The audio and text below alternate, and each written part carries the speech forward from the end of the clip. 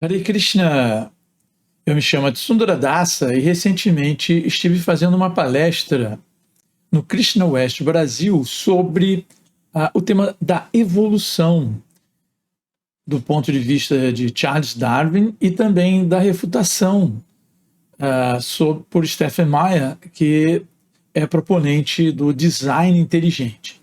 Então, durante essa palestra, houve algumas dúvidas que eu respondi durante a palestra, mas parece que eu terminei a palestra antes que as últimas dúvidas fossem postadas. Então, neste curto vídeo, eu vou tentar responder a pelo menos duas dúvidas que foram colocadas lá após o término da palestra, ou pelo menos após eu ter visto as perguntas aí no chat. Tá? Então, a primeira delas é da nossa amiga Gláucia Gomes. E a pergunta dela é a seguinte: boa noite, pode, por gentileza, contar como você percebeu que a astronomia não trazia respostas? Onde você encontrou as respostas? Bom, eu mencionei durante a palestra que antes de eu entrar para o movimento internacional da consciência de Krishna, a ISKCON, eu cursava astronomia na faculdade. Meu desejo de cursar astronomia é porque naquele momento, no momento em que eu comecei a cursar astronomia, eu imaginei que através da ciência, através da cosmogonia, da pesquisa da origem do cosmos, enfim, do estudo científico do universo material, a humanidade partia em busca de perguntas para tantas, melhor, em busca das respostas para tantas perguntas, né, que são comuns a todos nós, né? Nós olhamos para o céu à noite e perguntamos: poxa, será que tem vida em algum outro lugar? O que é este universo, né? Por que eu estou aqui nesse universo? Existe algum propósito nisso, etc, etc.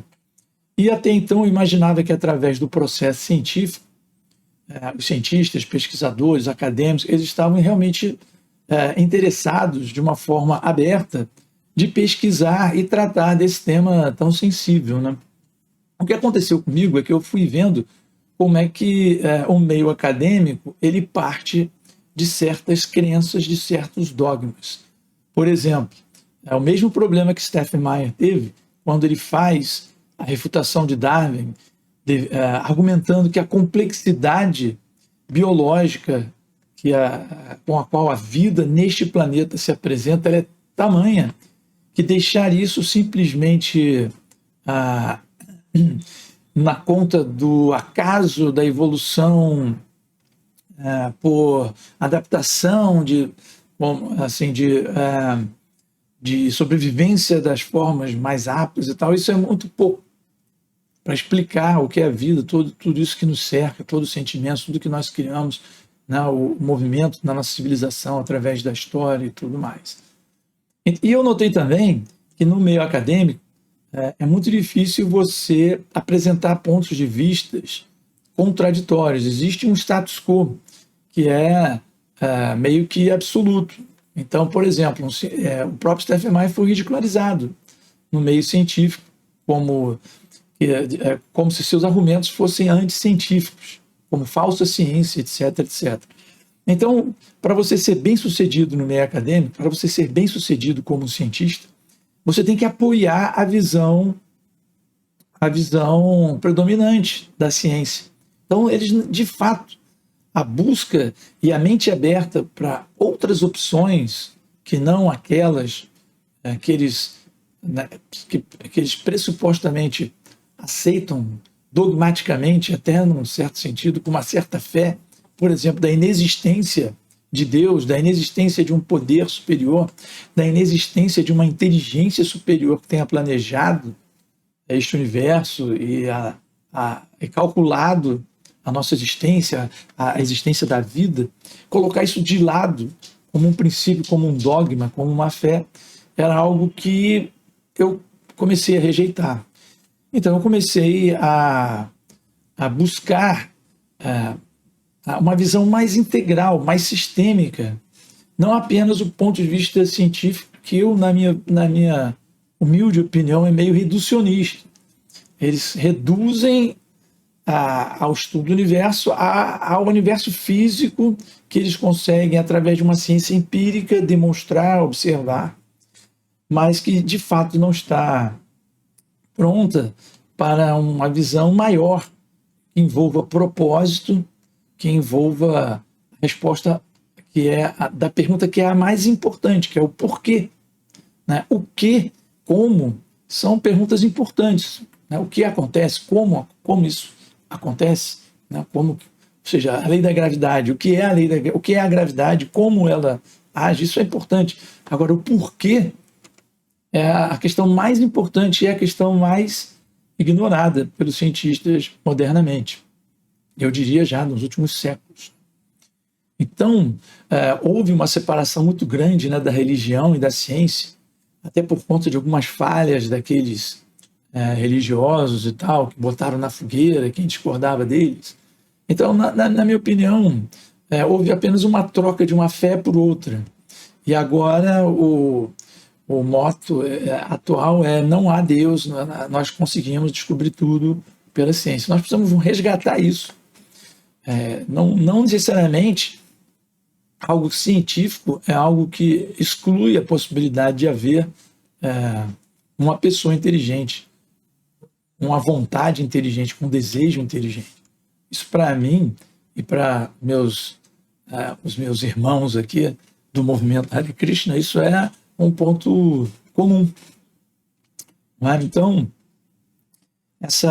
gradualmente, essa decepção com o fato de que eles, de fato, não estavam procurando encontrar a causa de todas as causas. Eles estavam simplesmente se colocando como pesquisadores e buscadores.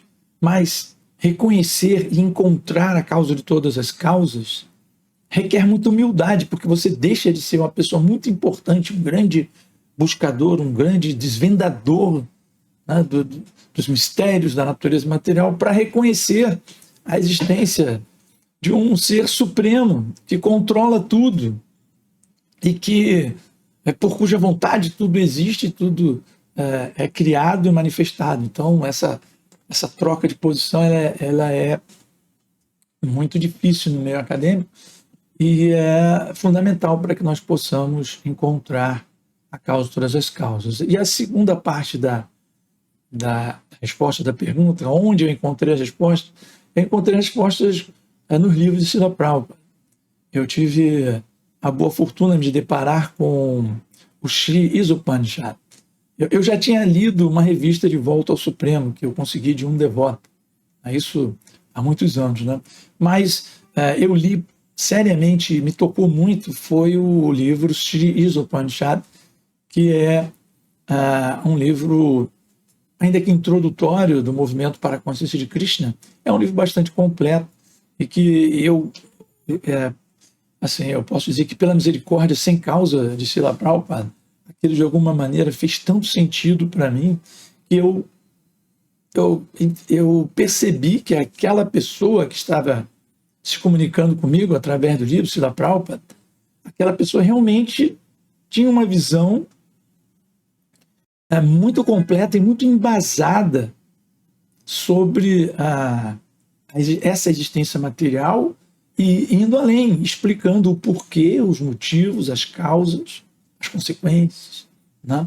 Então, dessa maneira, eu aderi ao movimento para a consciência de Krishna e venho estudando essa filosofia com a misericórdia do meu próprio mestre espiritual, Vidadananda Das Goswami Maharaj, e com as bênçãos de Srila Prabhupada e dos Vaishnavas, né, dos meus irmãos espirituais, sobrinhos espirituais, tios espirituais, todos que me ajudam a compreender a nossa posição, né, como alma espiritual eterna dentro dessa natureza material.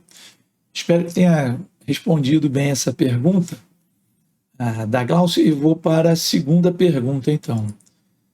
Esta segunda pergunta, ela já é até mais profunda, né? É uma pergunta intrigante.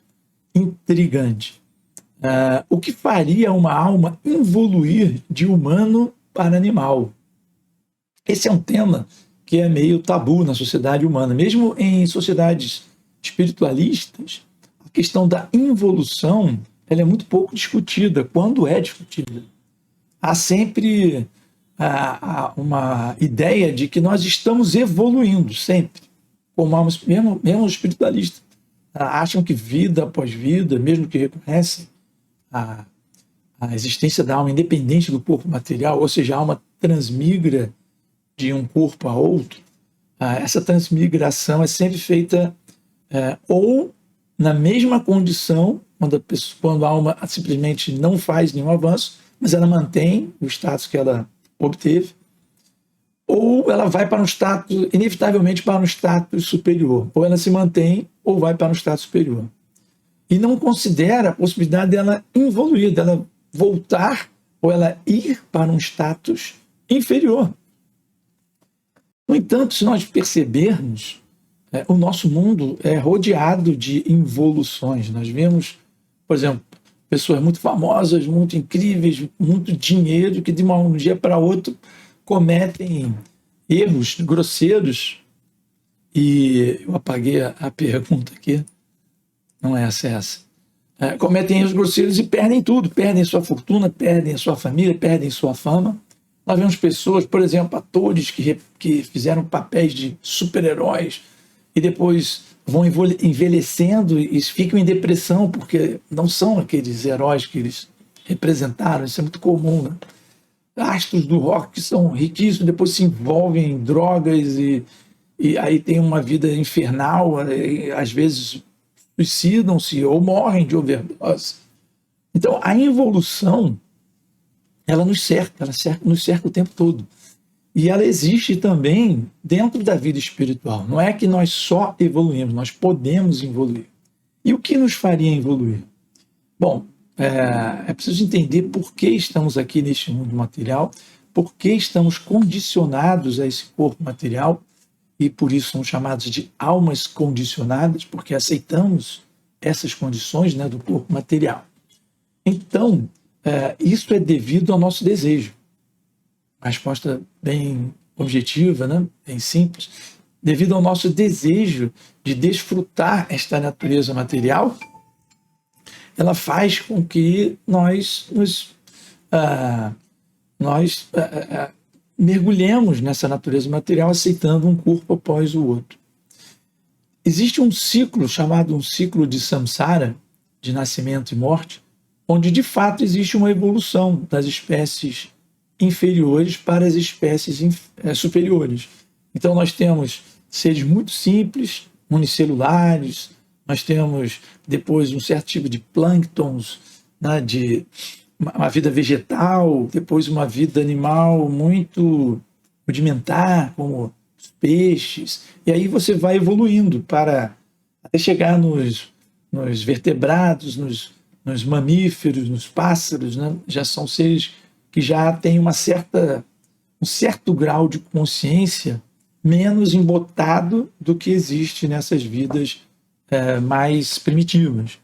Então, por exemplo, se uma alma estiver nesse momento numa cadeia de evolução animal, por exemplo, ela é uma planta, então ela deve evoluir até conseguir, vida após vida, passar para um inseto, por exemplo, depois para um mamífero e tal, até alcançar a forma humana de vida.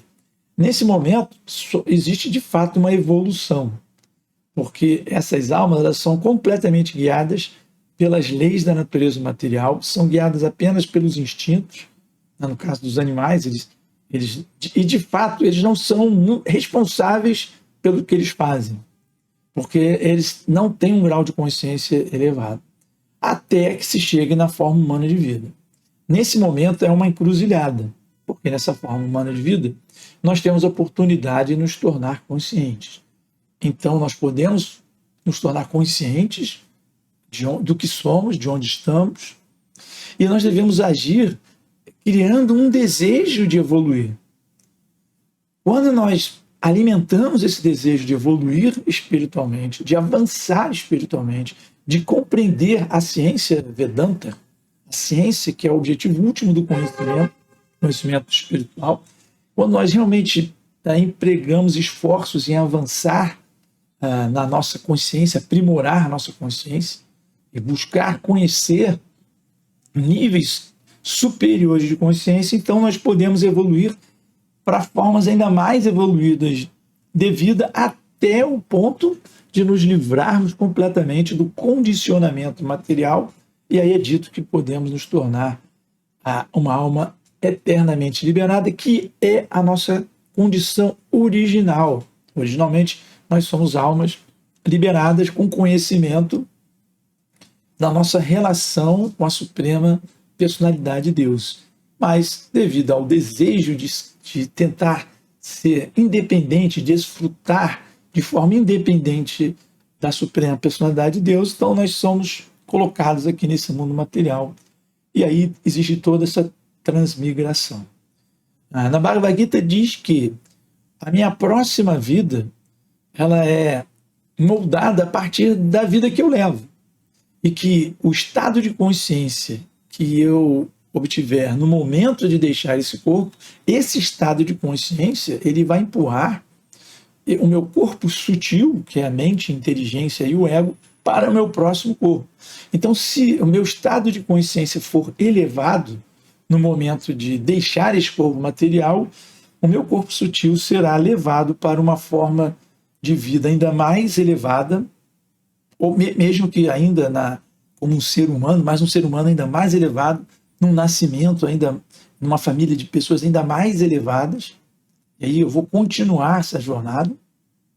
E se o meu avanço foi tamanho que eu consiga, pela misericórdia da Suprema Personalidade de Deus, me livrar completamente do envolvimento material, então irei abandonar, inclusive, esse corpo sutil de mente, inteligência e ego, e retomar a minha constituição original, a meu Swarupa original, a minha forma original, junto com a Suprema Personalidade de Deus, num relacionamento eterno e bem-aventurado.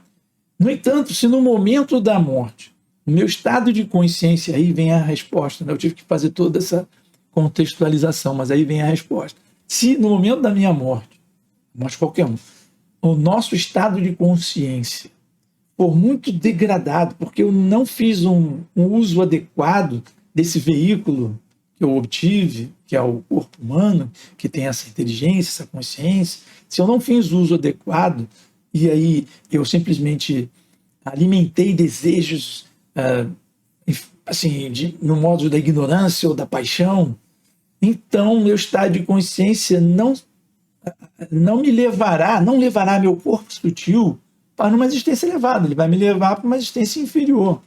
E inferior é animal. Então, dependendo, por exemplo, a pessoa, a gente não pode precisar exatamente para qual corpo tal e qual alma migrará. Isso é muito difícil. Mas, em termos gerais, por exemplo, se a pessoa é muito vaidosa e que se exibe, ela pode adotar, por exemplo, talvez um corpo de árvore, porque ela está ali se exibindo, né? Ostentando ali uma árvore enorme, grande. Ela só está interessada nisso, aquele estado de consciência pode levar ela para aquele tipo. Ou se a pessoa está muito interessada em comer e só desfrutar de comer, ela pode ganhar um corpo mais adequado, até melhor. Nós temos uma capacidade limitada, né, de comer. Existem outros corpos, né, de porcos, não sei, elefantes que passam o dia inteiro comendo. Você pode, se esse é o desejo predominante, você pode adquirir. Você não vai para um corpo avançado espiritualmente, você vai para um corpo onde você vai, se esse é o teu grande desejo, você vai para um corpo capaz de dar essa satisfação, ou muito sexo. O corpo humano também tem uma capacidade limitada de manter relacionamento sexual. Existem outras espécies animais que fazem sexo quase que incessantemente. Então, a alma espiritual vai ser levada para esses corpos inferiores. É isso que pode acontecer. Isso é o que seria uma involução.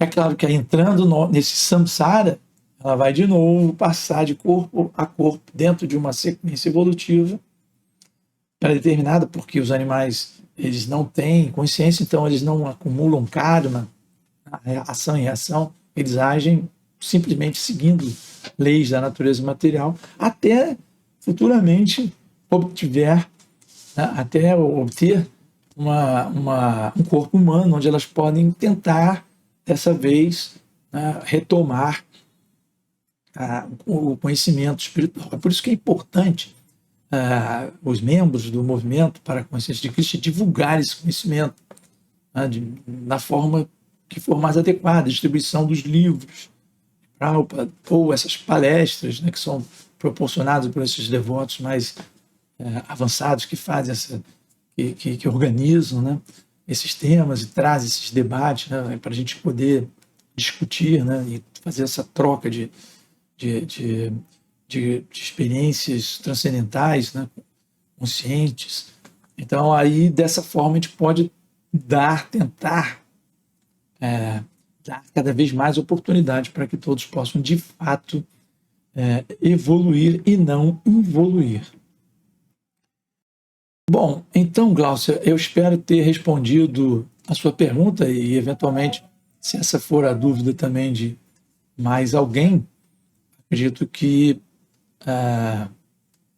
eu tenha respondido. E aí eu agradeço a oportunidade de poder expandir ainda mais esse assunto. Qualquer outra dúvida ou comentário, vocês sintam-se à vontade, né? E assim que for possível, poderei gravar um outro vídeo ou o que for, tá bom? Então agradeço muito e até uma próxima.